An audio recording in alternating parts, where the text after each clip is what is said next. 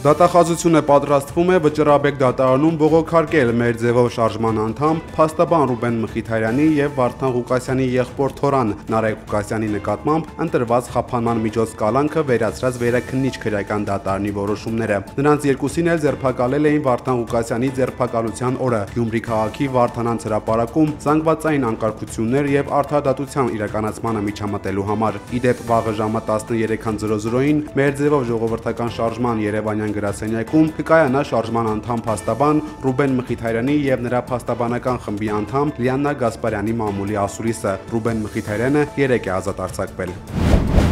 Ազգային բարերար քաղբանտարկյալ Սամվել Կարապետյանը ԱԱԾ մեկուսանից շնորհակալություն է հայտնել իր աջակիցներին։ Ուղերձում Կարապետյանը կոչ է արել չհուսահատվել ու չմտածել, թե մեջբերում փոքրիկ խմբակը իր համար դրական արդյունքի է հասել։ Սրբությունները ոտնահարելով, բանտերը լցնելով, ունեցված խլելով ու վախի մթնոլորտ ձևավորել փորձելով, գուցե առավելագույնը եւս 6 ամիս պահես իշխանությունդ, բայց երկիր չես պահի, երկրի արժանապատվությունը չես վերականգնի, խող քաղաքացիների կյանքը չես լավացնի, պետության խնդիրները չես լուծի։ Ընդամենը մի քանի ամսից շնորհավորելու ենք իրար արդարության հաղթանակի, արժանապատվության վերականգնման, չարիքի պարտության ու Հայաստանի համար նոր բարեկեցության ու խաղաղության ժամանակաշրջանի սկզբի կապակցությամբ, գրել է բարերարը ու ավարտել հետևյալ խոսքով. ուրեմն շարունակում ենք պայքարը ու գնում ենք դեպի անվերապահ հաղթանակ մեր ձևով։ Doğrudan görüşmelerin Թուրքիան Հայաստանի հետ սահմանը կբացի, երբ Հայաստանն ու Ադրբեջանը կստորագրեն խաղաղության համաձայնագիրը, ասել է Թուրքիայի արտգործնախարարը։ Հական Ֆիդանը Հայաստան-Ադրբեջան եւ Հայաստան-Թուրքիա հարաբերությունների կարգավորման համար ընդգծել է Հայաստանի սահմանադրության փոփոխության հարցը, որը ըստ թուրք նախարարի տեղ չի գտել օգոստոսի 8-ին Վաշինգտոնում Երևանի ու Բաքվի միջև խաղաղության պայմանագրի նախաստորագրված տեքստում։ Նա նշել է, որ մեջբերում մեր հարաբերությունները Հայաստանի հետ հենց այս պահին կարգավորելով Հայաստանի ձեռքից կխլենք Ադրբեջանի հետ խաղաղության պայմանագիր կնքելու համար անհրաժեշտ ամենակարևոր շարժառիթը։ Դրանով հնարավոր է տարածաշրջանում սառեցված պատերազմի առաջ կանգնենք, ինչը չենք ցանկանում։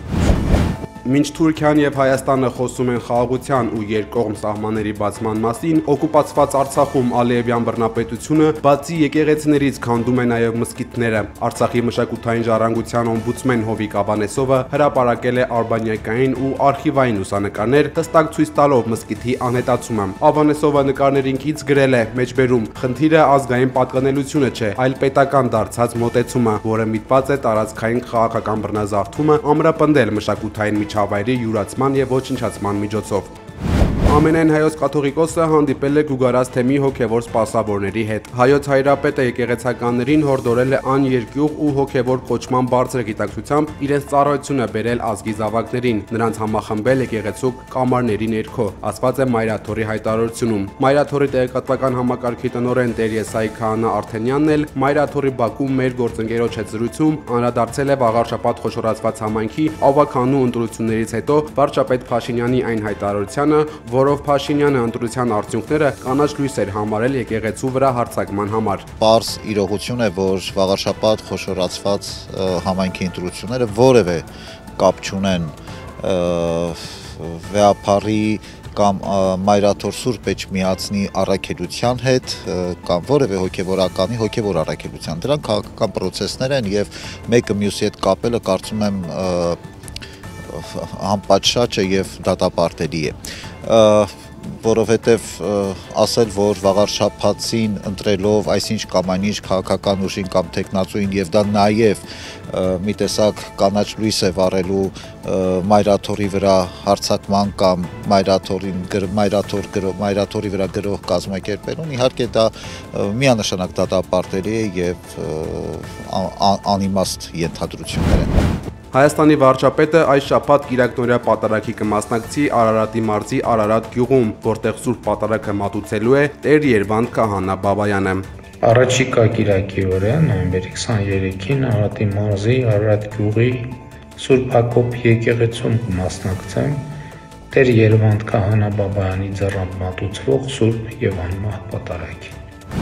Սամվել Կարապետյանի փաստաբանական խմբի անդամ միջազգային իրավապաշտպան Ռոբերտ Ամստերդամը անդրադարձել է Կարապետյանի կալանքը երկարաձգելու դատարանի որոշմանը։ Ամստերդամին ապշեցրել է այն փաստը, որ մինչ դատական նիստը ընթանում էր, իշխանությանը մոտ կանգնած լրատվամիջոցը արդեն շտապել էր հրապարակել դատարանի վճիռը։ Փաստաբանի խոսքով դա աներկբա ապացույց է, որ մեջբերում Հայաստանի դատական համակարգը լիովին զրկված է անկախությունից։ Մարդ, որը ժամանել է իր հոր 40-ին եւ արդեն 5 ամիս անազատության մեջ է, առանց որևէ հիմնավոր ապացույցի պետք է եւս 2 ամիս զրկված մնա ազատությունից, գրել է Ամստերդամը ու նշել, որ Սամվել Կարապետյանի ներդրումային եւ անձնական իրավունքները պաշտպանելու համար փաստաբանական խումբը օգտագործելու է միջազգային իրավունքի բոլոր հնարավոր գործիքները։ Մեր թիմը վճռական է կանգնելու Հայաստանի իշխանությունների անօրինականությունների դեմ, գրել է Ռոբերտ Ամստերդամը։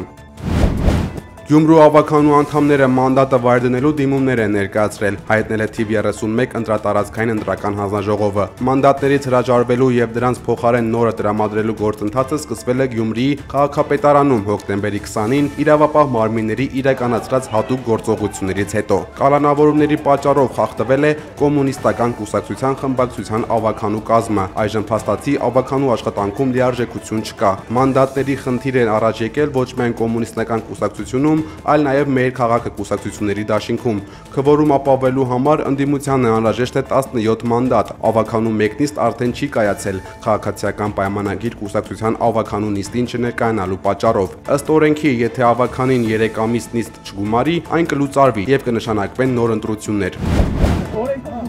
Ոստիկաններն առանց հիմնավորման Բեդու համայնքապետարանի մուտքը փակել են ու թույլ չեն տվել քաղաքացիներին մասնակցել դռնբաց նիստին, ահազանգել է ակտիվիստ Արթուր Չախոյանը։ Բեդի համայնքի ավականին այսօր որոշում է Կարմիր Սարի ճակատագիրը, նախատեսվում է սարից արցունահանել կրաքարային մերգել, որը օգտագործվում է ցեմենտի արտադրության համար։ Ավելի վաղ քաղաքացիները դիմել էին համայնքապետարանին նիստին մասնակցելու եւ ելույթ ունենալու համար, սակայն համայնքապետարանից պատասխանել էին, որ չեն կարող ասել կապահովեն մարդկանց ներկայությունը նիստին, թե ոչ, գուցե տեղ չլինի։ Բնության համաշխարհային հիմնադրամի հայաստանյան մասնաճյուղի փորձականության համաձայն Կարմիր Սարի տարածքը մի շարք վտանգված բույսերի աճելավայր է եւ կենդանիների ապրելավայր, որոնք գրանցված են Կարմիր գրքում։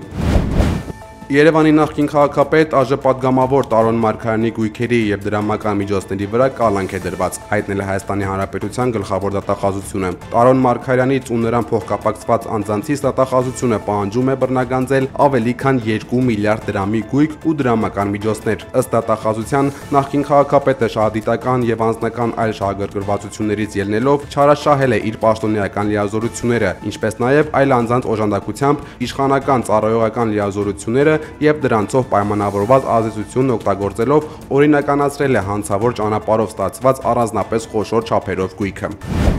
Նուբարաշենի աղբավայրի տարածքում այսօր առավոտյան հայտնաբերվել է տղամարդու դի։ Ներքին գործերի նախարարություն առավոտյան աղբավայրի տնօրենը ահազանգել է, որ աշխատակիցները նկատել են տղամարդու, որը սարից իջնելիս սահել ու ընկել է։ Շտապօգնության խումբը տեղում արձանագրել է դեռևս անհայտ անձի մահը։